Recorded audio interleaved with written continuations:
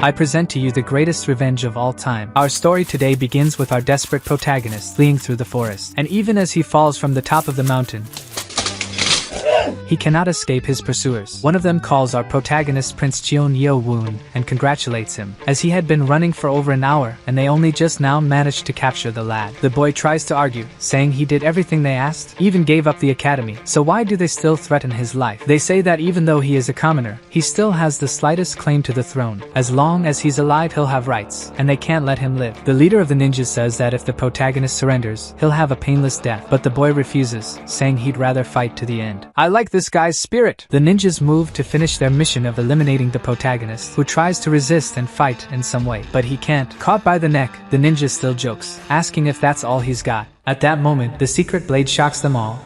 How could this untrained commoner, without skills, manage to hold a sword and resist like this? They soon realize that if he had training like the others, he would be a great threat to the royal family, so they say he must die tonight regardless. The protagonist didn't even see the knee that probably broke all his teeth. No, it's all here! A ninja makes a fatal wound on the boy. The scream was so loud it woke up the entire forest. For eliminating one of their own, he steps on the wound before finishing the job. As they were about to deliver the final blow, a bright light shines and whoever was about to strike is disintegrated. From 3 different angles, they realize who must be responsible and point to a stylish, futuristic teenager. At the sign of another attack, the bright light dazzles again, and they're all disintegrated in the blink of an eye. The last ninja knows that such ability is not normal, so he flees, leaving his mission behind. But with just a raise of the hand, he's eliminated while still in the air. Accepting that his life was already over, he at least feels happy to see that they got what they deserved, closing his eyes and waiting for death to come. The futuristic teenager, not at all sad, says he's out of time and asks his ancestor to make his life good in the future. After the mysterious injection, he hears a robotic voice in his head and the protagonist faints. The mysterious youth disappears forever. Long ago, waking up the next day with dark spots all over his body, he realizes his body is covered in dark spots. He hears a voice in his head asking if the master has finally awakened. The protagonist, not understanding, asks who's speaking in his head and how is that possible. The voice says it's a nano machine. He understood nano machine instead of machine, and machine means evil god in Chinese. Now Cheon Yun thinks he's possessed by an evil god. Meanwhile, 2 elders of the demon cult walk while discussing the assassination attempt on Prince Cheon Yun. The person who found the protagonist describes the scene as a battlefield, with many disturbing things around, and there was the prince sleeping peacefully amidst that terrible scene without any injuries. They go to the room to visit the boy, who was still talking to the evil nanomachine. Prince Cheon asks if it was the nanomachine that saved him yesterday. She says it depends. If it's about eliminating the ninjas, then no, it wasn't her, as she was still in the syringe. But if it's about activating the healing process, then yes. Nanomachines are a thing of the future. Explaining this to a person from the past millennium wouldn't be possible. So, the nanomachine asks if she can send the information directly from his brain. What's a brain? Never mind, yes, you can. Now, Cheon Yun understands what a nanomachine is. Meanwhile, the 2 people arrive at his room. He pretends to be asleep to avoid talking to them. Let's come back later. Now, kid, you stink. There's no way to avoid it with that smell. The doctor approaches and recognizes the boy. Cheon confirms that yes, the doctor treated his mother. Feeling his pulse, he finds something very strange. What is it, doctor? Is he going to die? Quite the opposite.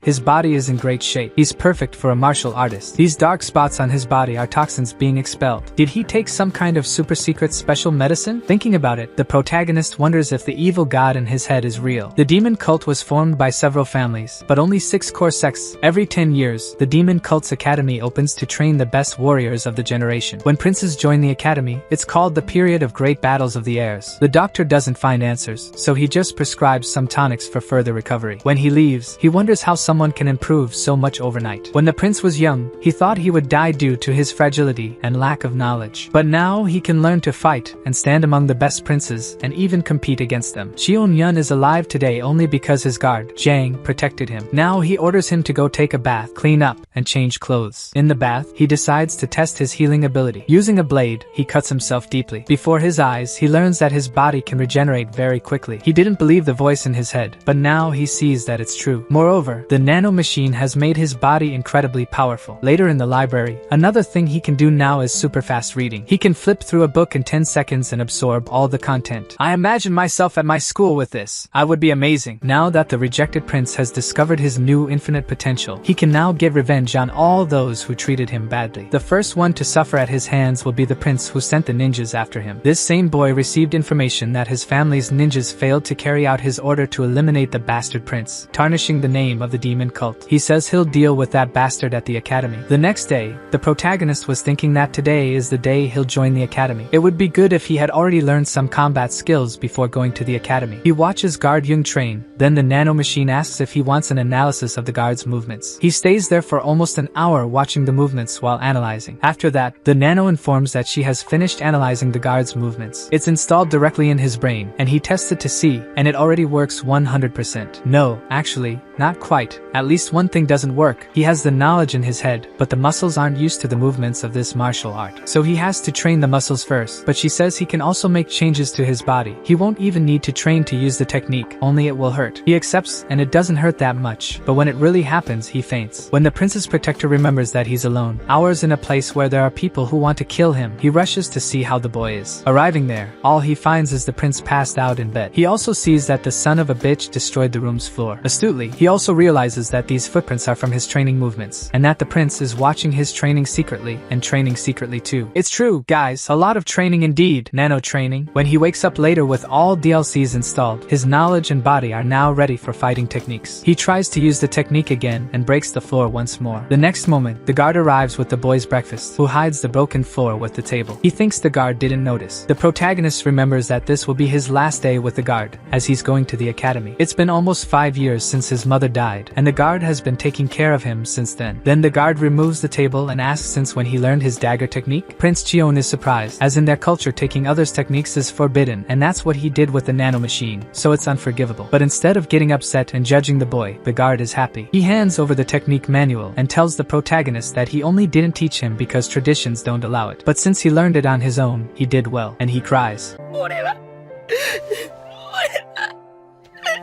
Even though the boy promised in the past that he wouldn't cry anymore since his mother's death, the guard says it's okay. He can cry now in front of him, as long as he stays strong to go to the academy. Gentlemen, this guy is amazing! So, finally, the protagonist goes for the first day at the academy. The warrior who will make the speech for the new students tells everyone that this place may be the last they'll see in life, so be careful. He doesn't seem to believe in the potential of the students there, but when he looks to the front, where the 6 heirs of the demon sect are, he changes his mind and presents to us the names of the mortal rivals of our rejected prince. Number 1, Cheon Mian from the Shadow Sect. Number 2, Cheon Kyung Woon from the Sword Sect. Number 3, Cheon Mu Kyung from the Spring Sect. Number 4, Cheon Jang Sum from the Poison Sect. Number 5, Cheon Yuchan from the Blade Sect. Number 6, Cheon Wonryo from the Sound Sect. The red-haired man says that this time there's only one female candidate. What a shame. Moreover, the 7th heir isn't here. When he goes to get his ticket, the entry for the 7th son isn't on the list, so he doesn't receive the entry to go to the venue. Therefore, he has to stay at the back like everyone else who isn't important. Meanwhile, the gossip speaking ill of the prince is spreading. That's great. When he starts humiliating everyone, I want to see the look on their faces. Finally, the main event, the arrival of the Lord and his guardians to welcome the students. And for some reason, one of the Lord's guardians likes to drink a lot. So, the leader of the guardians orders them to be silent because, Your Majesty, is going to speak. This is the leader of the demonic cult, one of the top 5 strongest in all of Murin, the incredible Lord Jeonjang. When he speaks, everyone trembles in fear at his overwhelming presence. The Lord welcomes everyone, saying that everyone there is the future and pride of the cult. So, train hard, make friends, and be great soldiers for me in the future. That's all. Before leaving, he takes a look at the 7th prince, turns his back, and leaves. He's the boy's father, but still, the protagonist is a son of his castle servant, not from any of the main clans. So, Cheon Yun himself says he didn't expect anything from him. The formalities are over. The academy director begins to explain how the 4 years of the students at the academy will be. Each of them will only have one chance to pass each stage. Whoever fails some of the tests is expelled from the academy. One of the princes raises his hand, saying he has a question. The director rejects it and asks if questions were authorized. The director explains that when you enter the academy, you lose all your privileges from the 6 families here. So, if he doesn't want to be expelled on the first day, he should shut up. The princes humiliate the protagonist, but in the eyes of the academy, everyone is equal. I already like this guy too. He says the kid's question must be obvious, that one chance to pass each stage is very unfair. However, he says there are benefits you gain when you pass each stage. A black dragon sphere, the richest library in the kingdom. Each stage they pass, they'll gain access to a new floor in it. This way, they can strengthen themselves at each stage. Now, everyone is excited. The rewards are great. But the person who just boosted the boys' morale throws and at the vast majority won't even make it halfway through the stages. So, to worsen everyone's morale, when you enter the academy, you lose all your privileges. And when you leave, your ranking in society will depend on the level you reached in the academy. So, whoever Whoever fails the first test can look for a job as a farmer. The first test is to sift out those who don't have potential. Anyone with little or no Nigong is screwed. Cheon-yun is in trouble. The prince made a deal in the past that he would never learn Nigong, so they wouldn't secretly kill him. Cheon-yun never learned, but still, the scoundrel here ordered him to be eliminated. The Sound clan will do the first test now, and only those who have at least some training will be able to stand for the necessary time. The test begins, and upon hearing this music, it's very intense. The weakest students started to fall. The 6 princes trained from birth with all possible resources don't even feel difficulty. But then the woman starts playing louder. For some reason, she's getting angry, and the princes begin to notice that it's becoming difficult even for them to endure. People deep down are bleeding from their ears, but the woman doesn't stop, and it gets more intense. The woman's intention is to bring down the 7th prince, whom she hates, without caring about the rest of the students falling. One of the princes wonders why this woman is playing even louder and louder. Then he looks back to see what it is. Then he realizes our beloved protagonist showing no signs of fatigue. How is this possible? He doesn't even know Nigong, or does he? Everyone starts feeling the pressure from the bad music.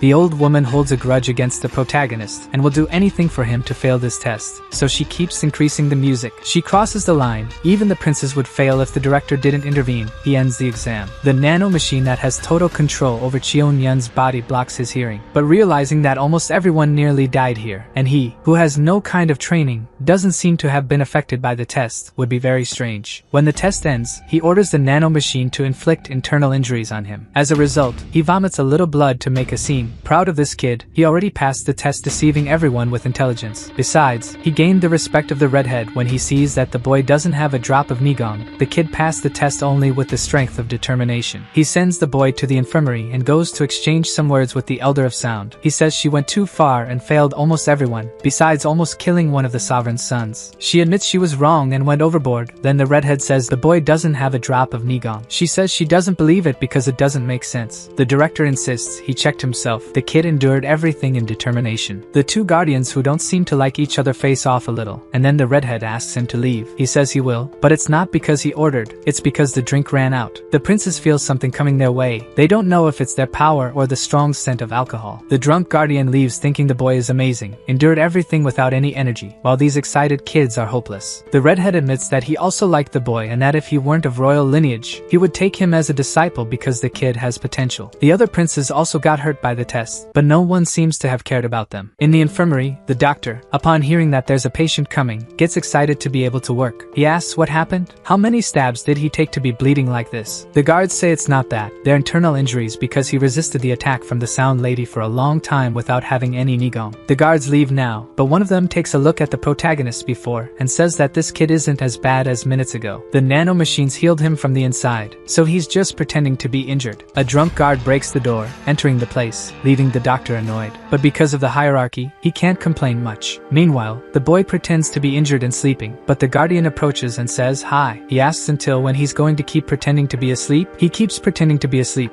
so the guy uses magic, lifts him and says that if he doesn't stop now, he'll get slapped on the ear. Finally, the prince gives up and asks how he knew it was pretending. The drunk guy finds it funny and says it was because of the speed of his breathing. Someone who's unconscious doesn't breathe like that. The guardian says that kids nowadays are all spoiled and take the easiest path, full of whims. He says he liked the protagonist, that he has determination the other students don't have. He releases the ability he made for him to sit down. The guardian says he wants the boy as a disciple. Surprised, Cheon can't believe that one of the most powerful guys in the kingdom wants to be his master, so suspiciously, he asks if the drunk knows who he is. He says yes, he's the useless bastard son of the Lord. He disagrees with the last part, but it doesn't matter. If he does this, the other 6 noble families will be against him. The guardian says he's not in favor of him anyway, so it doesn't matter. But what will you teach me? How to drink? The man knows he grew up as the bastard son everyone wants to get rid of, so he's already suspicious of something so convenient. The boy thinks it's better not to. This is an academy. He won't lack teachers here. But then the drunk explains that things won't be easy for him here. For example, everyone who got hurt after the last exam ended wasn't sent to the infirmary, only the boy. That's because everyone else used Nigong to heal themselves. The prince who doesn't know how to do that is the only one here. In other words, if the prince doesn't learn Nigong, he won't stand a chance here. The only way he'll learn that is with 2 hours a day on the first floor of the library. Faced with all these arguments, the only thing the prince thinks about is how much he'll be able to enter that library and use the hack machine to speed run reading. But he realizes that even with the nano machine, he's at a huge disadvantage, so he accepts, yes, to be the drunk's disciple and bows before his master. Look how cool. The master says that the blood Cheon should not bow before anyone and lifts the boy using Nigong. In other words, the royal blood is is the Cheon blood, so the drunk master recognizes him as a true prince. Guys, I'm going to cry. Now I won't call him drunk anymore. The right guardian pats the doctor and tells him to take care of his student well. The doctor congratulates the prince. The guy who never takes students today made a point of having the boy as his disciple. And behind the scenes, because it's forbidden to have masters from outside the academy here, but he won't tell, the doctor is a good guy. Meanwhile, on the training field, the class is cultivating. Someone tells the left guardian that a total of 415 students passed the first test. The guardian says it was 200 fewer people than in the last test 10 years ago, and that's because this year's test was very difficult. The students who didn't pass are revolted at the academy. He tells those who didn't pass and found the test very difficult that the test was difficult because of the 7th Prince Cheon. But regardless of that, accept their fate, then forcibly expels all of them from the academy. The guardian also says that this year the competition will be stronger since the level is higher due to the difficulty of the first test. Among the talents, the number 1 Prince of the Dark Clan and the number 5 Prince of the Sword Clan are the great talents of this generation. It is very likely that one of these two will be the successor to the great leader. The guardian says that from today on, groups will be formed, and the next tests will be in groups, so either everyone in the group fails or everyone passes. From today on, everyone will be trained by the tactics and techniques team. Take advantage and look at the faces of these teachers, who are all very friendly. After class, the prince who tried to kill Cheon Yun before tells the instructor that one person from his team is in the infirmary and hasn't received the news. He doesn't want his team to fail because of one guy, so he wants to give him the news to keep him informed. The instructor congratulates the prince and says he understands the meaning of the next group work test and says he will go there himself to give information to this student in the infirmary. The instructor warns that only those who are injured can go to the infirmary. Smirking maliciously, the boy says it's okay. The protagonist will undergo acupuncture treatment for 14 days. That's all to disguise. He can't heal overnight to avoid arousing suspicion because everyone knows he can't use Nigong. The instructor from Prince Cheon Yun's team went to the infirmary to talk to the boy, but his doctor didn't allow it and warned that for 14 days, he won't leave here. The next test is in 3 weeks. Until then, he will have to learn everything he needs on his own in the infirmary with his secret teacher. In the dead of night, the legendary Yasuo sneaks into the prince's room to instill Nigong within him, believing it will make him stronger. The master arrives, stating that tonight, Prince Cheon will learn what he should already know. Injecting his own energy, he clears the path for the prince's own flow to run freely. For someone who's never trained, the prince has the perfect physique, like a god of war. Could this be the influence of the Lord on the child? It wouldn't be surprising, as the only woman the Lord truly cared for was this boy's mother. That same night, fights erupted in all the dormitories to decide the leaders. A cadet beat the prince of the Poison Clan and all the other students. His name is Baek Ji, the new leader of Group 18. Back in the infirmary, after hours, the guardian finished unlocking the prince's Nigong veins. It was extremely exhausting and likely painful, but the prince insists he's fine, not feeling a thing. The guardian tells him he has one more week to learn to use his Nigong before leaving. Seeing how tired he is, Prince Cheon recognizes his effort and becomes even more determined. Pleased with the prince, the guardian advises him to always remember breathing and flow before departing. With these words, the prince thanks his mentor, determined to master it in a week. This marks the beginning of his journey for revenge. The next day, at the training center, the guardian divided the class into groups, assigning each prince to a different group. That night, the groups would decide their leaders. As expected, each prince became the leader of their group, showcasing their power and superiority. However, one prince didn't become a leader. His face bruised, he stood in front of his group's leader. Another prince taunts him for failing to become a leader, especially the prince our protagonist hates the most. The prince of the Poison Clan grows angry, vowing revenge later. I want to see how far this goes. I'm enjoying it. After class, the prince asks the teacher how many days until his teammate leaves the infirmary. The answer, 1 more week. Frustrated he can't attack his nemesis yet, in the dorm, he takes out his anger on everyone. One of his allies suggests that if Prince Cheon Yun won't leave the infirmary, where the injured go, they can send someone there. The doctor in the infirmary, with only Cheon Yun as a patient, suddenly receives a new patient with a sword lodged in his back. After stitching him up, he'll have to stay in the infirmary for 3 days alongside Cheon Yun. Now I get the plan. Sent during the night to injure Cheon Yun, the plan seemed right, but trying to sever his ligaments triggered the nanomachine's defense system. A surge of electricity ran through him, causing him to pass out. This noise wakes our protagonist, and seeing what just happened fills him with rage. Later, the attacker wakes up tired, confused about how he was knocked out. The calm prince tells him the sleeping beauty has finally awakened. The boy panics when Cheon Yun shows him his now shaved head, the pride of a warrior. Cheon Yun hits him to calm him down. He has more important things to do. He asserts his dominance, demanding to know who sent him. When the boy refuses to cooperate, Cheon Yun threatens to cut him if he doesn't spill everything. Finally removing his gag, the attacker claims students can harm each other outside the combat field, so he can't do anything to him. Cheon Yun promises to do something that won't leave marks for the teachers or anyone to notice. Just seeing those needles got me scared, guys. He covers his mouth again and puts it on his fingers. Only after fainting twice and having his whole hand operated on does he decide it's it's time to talk. However, the prince already removes his gag and says he already knows it's Prince Mujiam. How do you know? Cheon-yun says the instructor comes here every day, so he asks about what's going on outside, knows which group he's in, the Spring Clan Prince's interest in him, and his leadership of the group. At that moment, Cadet 23 called Hyobang remembers they said this guy is dead weight, but that's not what he found out today. He swears he won't tell anyone what happened today, so don't hurt him anymore. However, Cheon-yun says he needs to sleep and delivers a Nigong blow that knocks him out. As his consciousness fades, the bald guy realizes this guy does have Nigong. Yes, he's deceiving everyone. That's our protagonist, ruthless, powerful, and thirsty to surpass everyone. I'm really enjoying this story. Please leave a like on the video to show me if you guys like this guy too. The master who visits his student every night with all the excitement in the world because he's a monster, and he'll have merit in it. Arriving there, he'll take Cheon-yun's reward, the Black Dragon Sphere. At that moment, he discovers there's a body in the infirmary with him. The protagonist calmly says that's a cadet who came to the infirmary with an intentional injury to try to kill him. Unconcerned, he says he already knows who ordered it, one of the princes, and it's fine, he's used to it. The master is sad. A child shouldn't be used to this. He says he'll need friends from now on. That'll be important. But enough of that. It's time to install another hack. With this sphere he brought, the protagonist will progress more than 20 years in Nigong training. If he knows how to take advantage, they start the assimilation, and every day he's more of a monster. Soon Sung-jin won't stand a chance. Kid, what happened to your hair? Don't say anything else. I'll leave you alone. The extra was sent to eliminate the protagonist from being a competitor to the throne, and the only thing eliminated was his hair. After the bald guy left the infirmary and told the master he failed in the mission, a bad person like him humiliates the bald guy who failed. The bald guy covers his head and says that the one who tried to kill the protagonist woke up. After that, the doctor didn't leave the room. He didn't have a chance to try anything. The doctor didn't even sleep again in those 2 days he stayed there. The prince is annoyed that the doctor is so perceptive and protects the boy. Even though it seems like Cadet 23 wasn't at fault, his leader beats him and calls him an incompetent piece of trash. Finally calming down and saying he'll handle it on his own when he gets out of there. While still hitting the bald guy, Hyobang remembers how kind he was when he asked for this favor, but now he treats him like this. So he decided not to tell about the protagonist's true abilities. When the time comes, he'll find out on his own. Cheon-yeo-woon kept training in Seob Meng's martial arts, the right guardian of the cult. This time, Cheon trained a new technique, and his movements were much better than before. Meng watched the training very closely and was amazed by Cheon-yeo-woon's genius. In just a few days, Meng showed the shadow butterfly step a few times, but now Cheon can confidently demonstrate these movements himself. The protagonist decided to show only the basic movements he learned by watching his master, fearing to raise suspicions if Cheon-yeo could perfectly mimic just by looking. Meng thinks that if he had more time, he could teach all the movements of the technique. Throughout the week, he managed to master the basic movements. He praised his student and said that Cheon had mastered them well. Meng gave him a piece of paper containing information about the butterfly technique so he could study it on his own. Morning was the last day of classes with Professor Meng. Cheon-yeo thanked the professor again. Satisfied, Meng pulled out his blade and showed it to his student. Cheon's surprised face reflected in the sword. Meng then threw his sword so he could feel its weight, which is 3 times lighter than a regular sword. It's a treasure of his clan. He demonstrated its cutting power, slicing through a solid piece of wood effortlessly. As the boy would leave the infirmary tomorrow and showed him the complete movements, Cheon-yeo paid close attention as his master began, asking the nanopad to start analyzing. In the morning, his master Meng left the infirmary. 2 people were mysteriously watching from afar, the left guardian and the central guardian. The red-haired director of the academy questioned why the central guardian had always been protecting this boy. His answer was simple: it's fair. He left the redhead alone, who then wondered if 10 days of training would make things fair. That morning, when the doctor went to the infirmary, he noticed something different. Cheon-yeo-woon was always awake in the morning, but this time he was sleeping. He decided to do the same and sleep, but Cheon-yeo-woon wasn't sleeping as he should. The doctor woke up startled by a noise. His only patient began vomiting. Worried, he made him lie down again and checked his pulse. It left him in doubt. The pulse of someone who is asleep shouldn't be so rapid. What's stranger is he suddenly calmed down. The doctor began to doubt his medical knowledge and went back to sleep. After a few hours, Cheon-yeo-woon woke up. 8 hours of sleep were needed for the nanopad to act. His body was now adapted to the new technique he had just learned. His master showed the technique to his family so he could train. Yesterday was the last day he could train him. From now on, he must evolve on his own. Meng asked him to be careful and to strive to do well. This made Cheon-yeo-woon happy. It's the first time someone else has cared for him. Testing his new condition, his master has no idea his technique has already been 100% learned. His body is now fully capable. While testing his body, Cheon-yeo-woon realized his senses are sharper. He could sense the doctor coming from the other side of the wall. Dr. Baek Jong-min came to bring the cadet uniform. Now he's number 7, representing being the 7th prince. The doctor also wishes him luck from now on, and says he'll be